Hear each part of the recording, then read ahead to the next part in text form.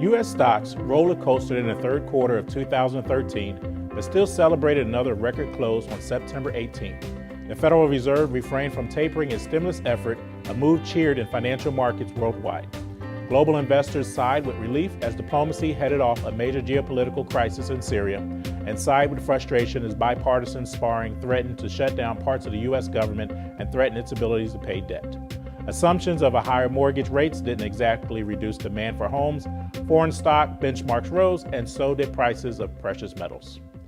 Mirroring the third quarter of 2012, the big economic move of this quarter came in mid-September. A year after rolling out QE3, the Fed unexpectedly announced it would hold off on reducing the amount of its monthly bond purchases.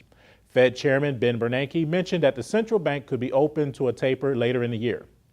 Turning from Wall Street to Main Street, the jobless rate fell to 7.3% in August. Even so, almost 38% of those unemployed in August had been out of work for 27 weeks or longer.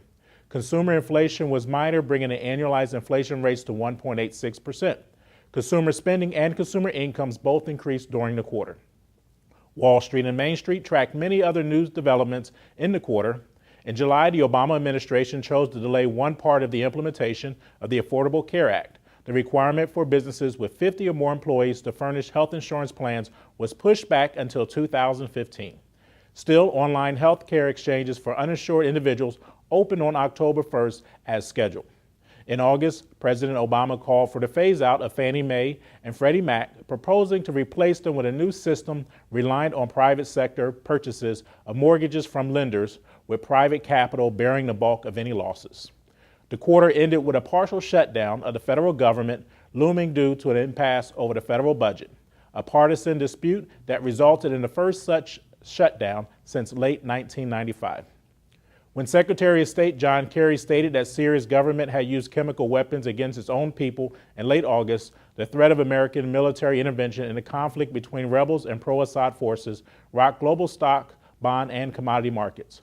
President Obama said the U.S. would only intervene with the approval of Congress. Before that vote could take place, Russia offered a plan to disarm Syria's chemical weapons stockpiles, one the U.S. accepted. While that conflict eased, global investors certainly had plenty of other headlines to consider. In better news, the Eurozone recession was over. Its economy had grown for the second straight quarter, albeit with the Euro area jobless rate averaging 12% by August.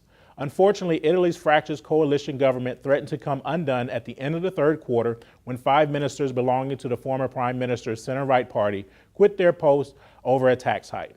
This left analysts wondering if Italy would face a credit downgrade and possibly an emergency election. After a disastrous second quarter, precious metals such as gold, silver, and platinum rebounded nicely in the third quarter. Oil futures rose while natural gas was nearly flat for the quarter. This had not been a good year for key crops so far, with wheat, corn, and soybeans all being down for the quarter.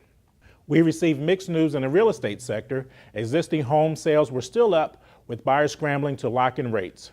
New home sales fluctuated, down 14% in July, but back up 7.9% a month later. Contrary to the assumption of many, mortgage rates actually declined in the quarter. The average 30-year mortgage reduced to 4.46%. The third quarter of 2013 showed increases in U.S. equities. Still, the drama in Washington is on every investor's mind and hopefully will not become the defining political and economic event of the fourth quarter. Should the shutdown drag on for more than a week, the fourth quarter GDP could be impacted by fractions of a percentage point. Should the fight over the debt ceiling be prolonged, who knows what might happen. The last time the U.S. faced the risk of default, summer of 2011, the S&P downgraded America's credit rating and a 14% correction hit the Dow. Perhaps earnings seasons can serve as a bit of a distraction, although hopes aren't particularly high for this next one. Some of the major factors that have contributed to corporate profits, super low interest rates, a weak greenback, minor inflation, and sustained demand from emerging markets may be lessening. So there are challenges aplenty for Wall Street in the coming quarter. Who knows if stocks can vault over these obstacles as easily as they have so far in 2013. There may be more upside in the final year of the quarter. As always, we appreciate the trust you have placed in your LifePlan Wealth Management team. If you should have any questions, please contact your relationship manager. Enjoy the rest of your year, everyone.